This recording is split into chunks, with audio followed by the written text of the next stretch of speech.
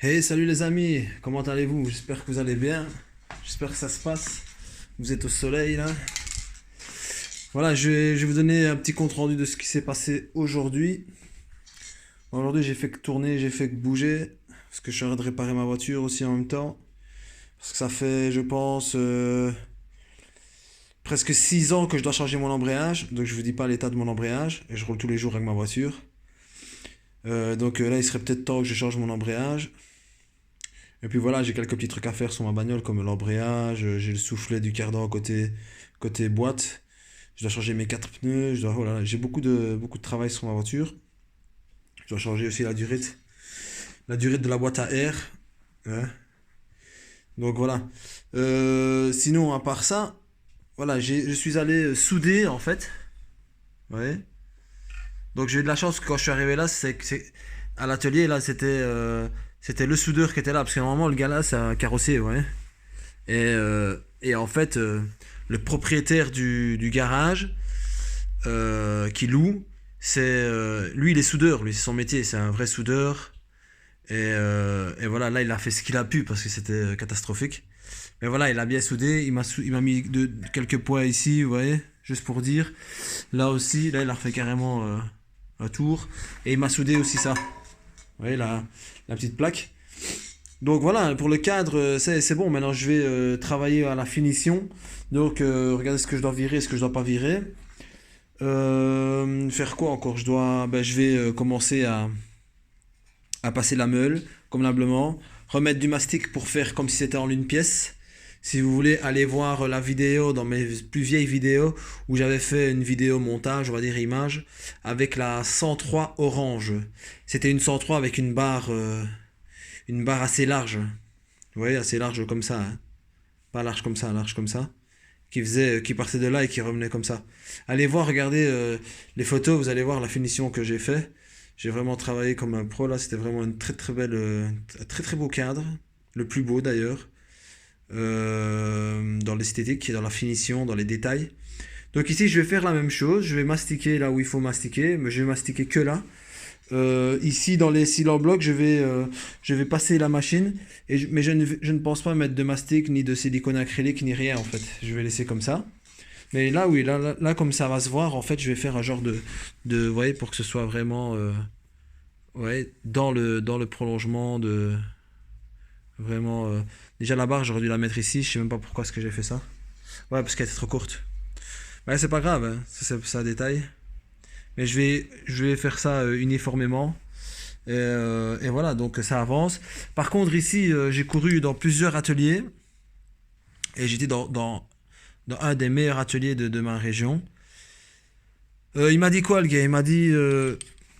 Il m'a dit qu'en vérité, ici, il faut un tour mécanique, manuel.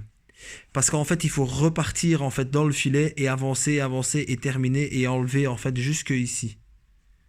Vous voyez, il me faut ça de plus en fait, de filet. Il m'a dit, nous, ici, on est dans le futur, on travaille avec des machines numériques. Donc, refaire avec la machine numérique ton filet, c'est pas possible.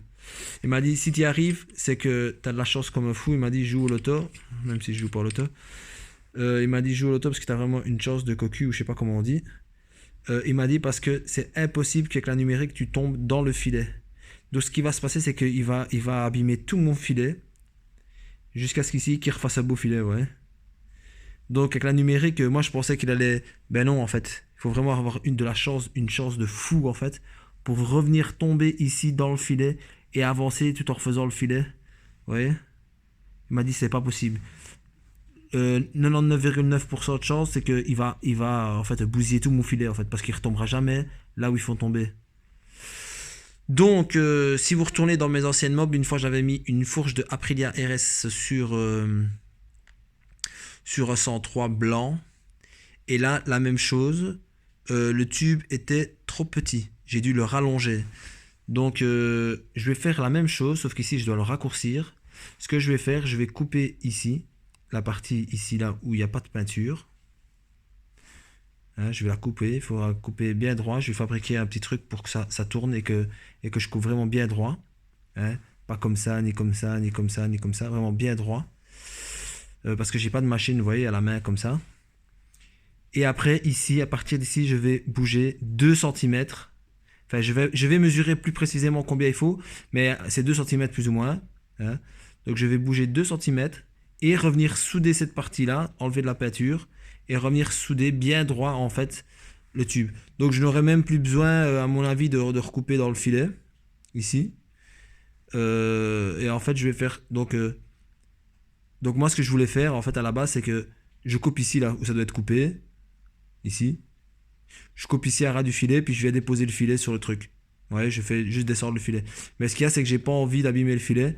Donc je vais couper ici à 1 centimètre, là où il n'y a plus de peinture. Où il y a la peinture qui commence. Hop. Comme ça, je vais souder la partie là où il y a pas de filet.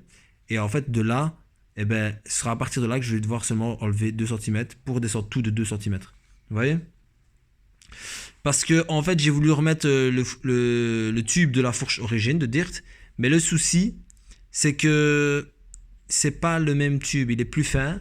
Donc mon système de roulement doit changer. Et le diamètre d'ici, c'est pas le même que sur la Dirt. Donc comme ici j'ai tout déjà, et que j'ai le tube de 103, autant en profiter. Donc voilà, le boulot qu'il me reste à faire, c'est préparer le cadre pour la peinture. J'ai déjà acheté une bombe de peinture, mais il n'y avait plus de noir, j'en ai déjà pris une. Comme ça, je fais des réserves. Hein. Donc c'est préparer le cadre pour la peinture, le nettoyer et couper ça et le faire souder. Donc ce sera plus facile de faire ça que de trouver quelqu'un qui me fasse le filet. Je pourrais trouver quelqu'un qui me fasse le filet dans une école, par exemple dans les écoles de mécanique, de tourneur fraiseur, ça, il y a peut-être moyen de trouver, mais franchement, j'ai pas à me prendre la tête parce que ça me fatigue en fait. Donc je vais pas me casser la tête avec ça. Je vais faire comme avec le SPX, comme la fourche de RS, je vais couper et le redescendre et puis le mettre. Ce que je peux faire ici pour être sûr que ce soit droit, c'est glisser un tube de diamètre plus petit que ça. Je glisse dedans, comme ça bouge pas. Même pour souder, ce sera plus facile. Pour couper, pour souder. Donc je fixe la machine et puis, je m'arrangerai quoi. Donc voilà. Après il restera plus qu'à faire des trous ici, si je dois mettre une coque. Bon, les trous c'est... à la limite, je vais faire plusieurs trous pour pouvoir régler. Mais voilà, comme c'est moi qui suis assis dessus, j'ai pas 36 000 positions, je crois pas que je vais continuer à grandir. Donc voilà, je vais faire ma taille à moi et c'est bon. Donc voilà, petite fourche brillante.